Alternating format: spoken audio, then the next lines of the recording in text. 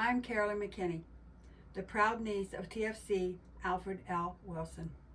My mother, Myrtle Wilson Cunningham, was Alfred's confidant and sister. He wrote almost 90 letters to her from February of 1943 until his death on November 8, 1944. Through letters and interviews with the men of the 328th Infantry, 26th Division, I have come to know the uncle who gave his life for the lives of his men. As a result of his sacrifice, he was posthumously awarded our nation's highest military award, the Medal of Honor. It is a pleasure to be speaking with you today, and I wish with all my heart that I could be in Lawrenceville with you, but that was not to be. I thank Brigadier General Roger Gerard, Kyden Jones, and anyone else who is participating in today's events who made it possible to honor a fellow medic from World War II.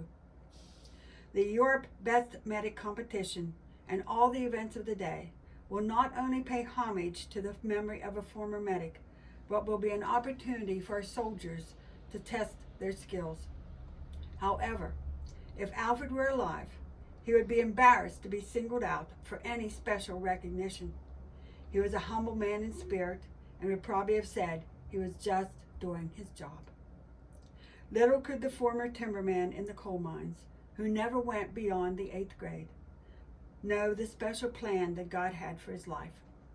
But on that fateful day outside of Bazoches-la-Petite, France, approximately 20 men would be grateful that this giant of a man was by their side.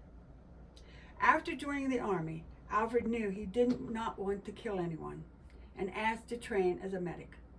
He stood 6'4", weighed about 240 pounds, and was a man among men with an exceptional character called integrity. Among his fellow soldiers, he was well liked, sometimes their banker, advice giver, guardian angel, and always willing to share his cookies that my mother sent him. Big Al, another nickname, was easygoing and patient, but most of all, he was dedicated to his job as a medic.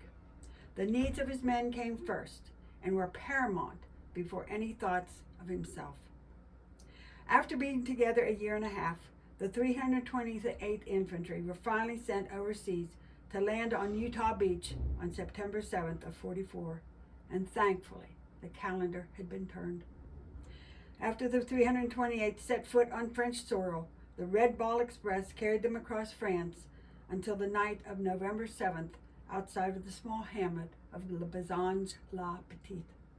November 8th was to be their baptism by fire. In the early morning hours, Alfred volunteered to help A Company. After patching up their wounded, he replenished his supplies and in the afternoon found his platoon of riflemen in a small grove of trees. As the veterans recounted the battle to me, every artillery shell has a name on it, and this one was written with the blood of Company C. With no warning, an artillery shell burst right in the middle of the men as they stood around in a group. Alfred was hit in his right leg and his left arm. He put a tourniquet on himself and immediately started giving aid. He crawled from man to man, and when he couldn't crawl anymore, he propped himself up against a tree and had the litter bearers bring the wounded to him. And when he couldn't do that anymore, he gave verbal instructions, and when he couldn't speak anymore, he whispered.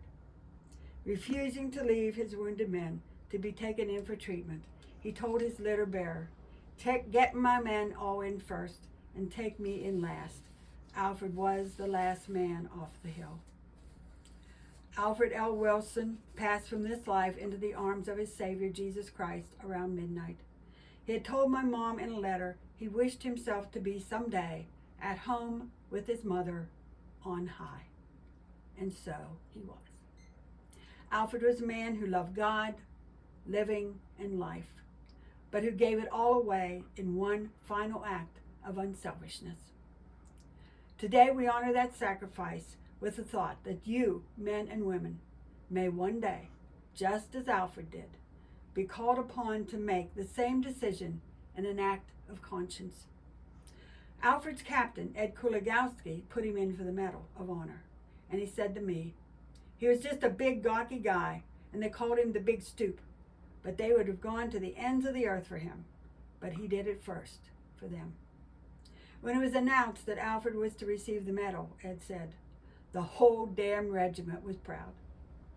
My grandfather, Jesse Wilson, accepted the medal in Pittsburgh and made a poignant statement. "I accept the honor, but the price was too high."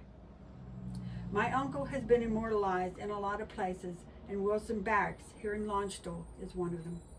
A few years ago, I wrote my uncle's biography, The General Giant of the 26th Division, which I hold in my hands. The last chapter in the book, which contains copies of most of his letters, plus interviews with the men who served with him, asks the question, why did he die? He could have saved himself, but he did not. A Bible verse states, "Greater love hath no one than this, than to lay down one's life for his friends." May we honor not only my Uncle Alfred Wilson today, but everyone who puts on a uniform and trains to save the lives of others. They are heroes, every single one. May God grant you courage and grace to stand for God, your fellow man, and the United States of America. Thank you for allowing me to speak in honor of my Uncle Alfred and every medic who has followed in his footsteps. May God's blessings rest upon each and every one of you who serve your country. Thank you very much.